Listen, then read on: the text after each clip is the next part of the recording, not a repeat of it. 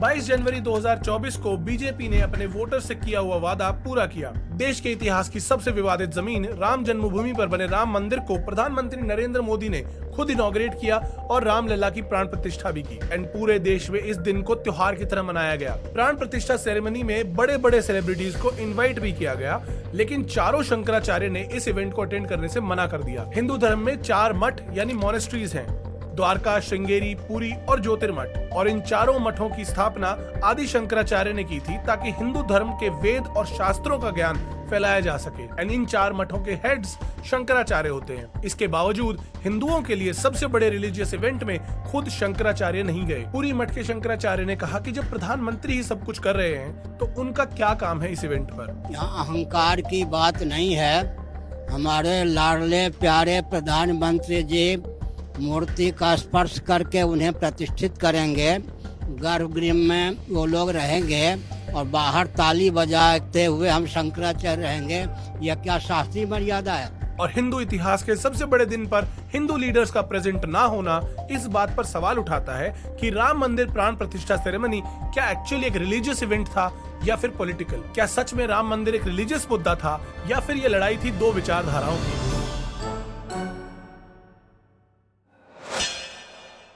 राम मंदिर के पूरे विवाद को समझने के लिए आपको टाइम में थोड़ा पीछे जाना पड़ेगा। 1526 में प्रेजेंट डे उज्बेकिस्तान से आए मुगल राजा बाबर ने इब्राहिम लोदी को फर्स्ट बैटल ऑफ पानीपत में हरा दिया। एंड बाबर के सेनापति मीर बाकी ने बाबरी मस्जिद बनवाया। एंड ऐसा कहा जाता है कि जिस जमीन पर यह मस्जिद बना वो ही राम जन्मभूमि है जहां पर राम मंदिर हुआ करता था। हालांकि बाबर की ऑटोबायोग्राफी बाबरनामा में इसका कोई मेंशन नहीं है।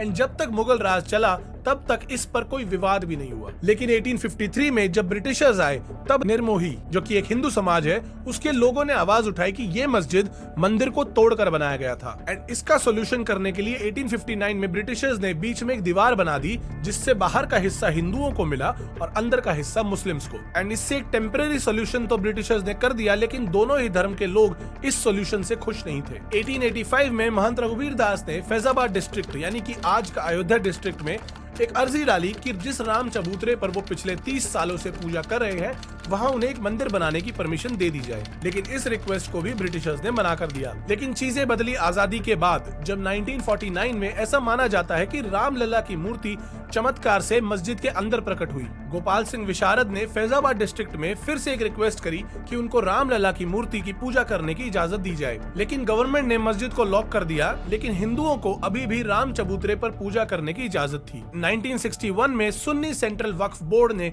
एक और पिटीशन कोर्ट में फाइल करी कि बाबरी मस्जिद की जगह उनके नाम कर दी जाए। और 1984 में विश्व हिंदू परिषद यानी VHP एक मूवमेंट स्टार्ट करती है जिसका मेन ऑब्जेक्टिव होता है राम जन्मभूमि पर मंदिर बनाना। एंड रिसेंटली बनी political party Bharatiya Janata party यानी BJP के लीडर LK आडवाणी इस राम मंदिर कैंपेन को लीड करते हैं। एंड 1985 में जब शाहबानो केस हुआ तब राजीव गांधी के ऊपर बहुत एलिगेशंस लगे कि वो मुस्लिम अपीजमेंट कर रहे हैं। राजीव गांधी ने बाबरी मस्जिद को खुलवाया और हिंदुओं को रामलला की जो प्रतिमा प्रकट हुई थी उसकी पूजा करने की परमिशन दी। एंड राजीव गांधी के इसी डिसीजन ने राम मंदिर को एक पॉलिटिकल वेपन में कन्वर्ट कर दिया जिसका इस्तेमाल कांग्रेस और BJP दोनों ने किया। 25 सितंबर 1990 में BJP leader LK Advani Somnath से अयोध्या अपनी रथ यात्रा शुरू करते हैं। आपसे तो इतनी आशा है, बीच में मत पड़ो, रास्ते में मत आओ, क्योंकि ये जो रथ है लोक रथ है, जनता का रथ है जो सोमनाथ से चला है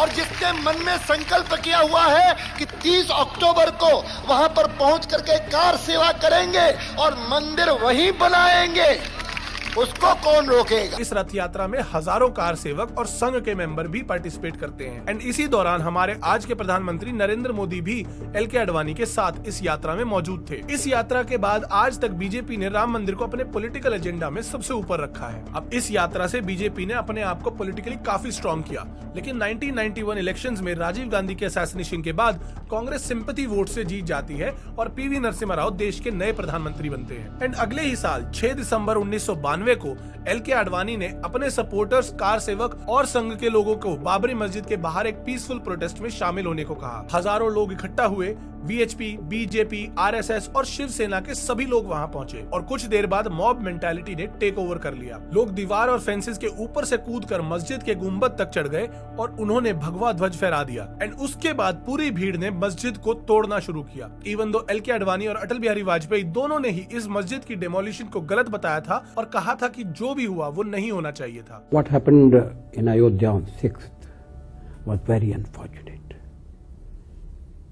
It should not have happened. We tried to prevent it, but we did not succeed. I describe that as the saddest day of my life. Even काफी सारे आरएसएस लीडर्स ने भी कहा कि जो डेमोलिशन हुआ वो संघ की विचारधारा के कंप्लीटली अगेंस्ट था। इसके बाद पूरे देश के अलग अलग हिस्सों में कम्युनल राइट्स होते हैं और करीब 2000 लोगों की जानें जाती हैं। एंड 1993 मुंबई ब्लास्ट भी इसी मस्जिद के डेमोलिशन के बाद हुए और कहा जाता है कि ये ब्लास्ट मुस्लिम्स की तरफ से एक रिटेलिएशन था। एंड 2002 के गुजरात राइट्स भी इसी मुद्दे पर हुए, जब गोधरा से अयोध्या जाने वाली साबरमती एक्सप्रेस जिसमें कार सेवकों को लाया जा रहा था उसमें 58 लोगों को जिंदा जला दिया गया। फिर से दंगे भड़क उठे एंड फिर से हजारों जाने गई। उस वक्त गुजरात के सीएम नरेंद्र मोदी ही थे। अब 2003 में आर्कियोलॉजिकल सर्वे ऑफ इंडिया ने एक रिपोर्ट पब्लिश की जिसमें उन्होंने ये एविडेंस दिया कि मस्जिद के नीचे एक हिंदू टेम्पल था। इस रिपोर्ट में उन्होंने बताया कि पिलर्स पर बने स्क्रिप्चर्स और अंदर बने पूजा के कुंड से ये क्लियर हो जाता है कि नीचे मंदिर ही था। लेकिन 2010 में इलाहाबाद हाई कोर्ट ने एक जजमेंट पास की जिससे पूरे विवादित जमीन को 3 हिस्सों में बांट दिया। एक हिस्सा रामलला को मिला जिसे रिप्रेजेंट भारतीय हिंदू महासभा ने किया, दूसरा हिस्सा मिला इस्लामिक वक्फ बोर्ड को और तीसरा हिस्सा दिया गया निमरोही अखाड़े के लोगों को। लेकिन तीनों ही कम्युनिटीज ने इस जजमेंट के अगेंस्ट सुप्रीम कोर्ट में अपील की एंड सुप्रीम कोर्ट ने हाई कोर्ट की जजमेंट पर 2011 में स्टे लगा दिया। इसके बाद 2014 में जब सरकार बदलती है तो बीजेपी पहली बार मेजोरिटी सीट से जीतती है एंड नरेंद्र मोदी देश के नए प्रधानमंत्री बनते हैं। जिसके बाद राम मंदिर का मुद्दा फिर से नेशनल पॉलिटिक्स का एक एजेंडा बन जाता है एंड 2019 में फाइनली सुप्रीम कोर्ट की एक 5 जजेस की बेंच, जिसमें उस टाइम के चीफ जस्टिस रंजन गोगोई भी थे, एक लैंडमार्क जजमेंट पास की एंड इस जजमेंट में ये डिस्प्यूटेड लैंड फाइनली हिंदुओं को दी गई। 2019 के मैनिफेस्टो में भी बीजेपी का एक वादा था अपने वोटर्स के लिए कि राम मंदिर बनेगा। अब यहाँ तक आप ये तो समझ चुके होंगे कि ये जमीन इतने कॉन्फ्लिक्ट से भरी हुई क्यों थी। हालांकि मैंने काफी सारी डिटेल्स इसमें नहीं डाली क्योंकि ये वीडियो बहुत ही ज्यादा लंबी हो जाती। एंड अब जब राम मंदिर बनकर रामलला की प्राण प्रतिष्ठा भी हो चुकी है, कुछ लोग अभी भी क्यों इससे खुश नहीं है। ऐसा इसीलिए क्योंकि काफी लोगों का कहना है कि पीएम नरेंद्र मोदी ने राम मंदिर को पॉलिटिसाइज किया है। अगर राम मंदिर पूरा बना ही नहीं था तो प्राण प्रतिष्ठा करने की जरूरत ही क्या थी। मेरा मानना है कि राम मंदिर का मुद्दा कभी रिलीजियस था ही नहीं। ये लड़ाई थी 2 विचारधाराओं की। ये दोनों विचारधाराएं थी लिबरल्स और कंजर्वेटिव्स। लिबरल्स वो लोग हैं जो चेंज को एक्सेप्ट करते हैं और देश को आगे बढ़ते देखना चाहते हैं किसी भी तरह के वायलेंस के बिना, और कंजर्वेटिव्स वो लोग हैं जो चेंज नहीं चाहते और अपनी हिस्ट्री और अपने कल्चर को प्रोटेक्ट करना चाहते हैं, चाहे उसके लिए उन्हें वायलेंस ही क्यों ना करना पड़े। लेकिन इन विचारधाराओं का कोई रिलीजन नहीं है एंड इस वक्त देश इन्हीं 2 विचारधाराओं में फिर से बटा हुआ है। अगर ये लड़ाई हिंदू और मुस्लिम की होती तो हर हिंदू आज एक तरफ होता और हर मुस्लिम दूसरी तरफ। हिंदू कंजर्वेटिव्स ने 22 जनवरी को एक फेस्टिवल की तरह मनाया और हिंदू लिबरल्स ने कहीं ना कहीं इस मंदिर के पॉलिटिसाइज होने पर अपनी आवाज उठाई। मेरे हिसाब से हमारा कल्चर काफी डाइवर्स और इंक्लूसिव हमेशा से रहा है एंड मैं कल्चर की बात कर रहा हूँ, रिलीजन की नहीं। हिंदू धर्म एक्चुअली एक लौता धर्म ऐसा है जो इतना ओपन और टॉलरेंट है। हिंदुइज्म दुनिया का सबसे पुराना धर्म है और अगर हमारी लड़ाई रिलीजन की होती तो क्या आप मुझे बता सकते हैं कि रावण का क्या रिलीजन था, या फिर कंस का, या फिर कोई कौरव। रियलिटी ये है कि हिंदुइज्म में धर्म का मतलब होता है सही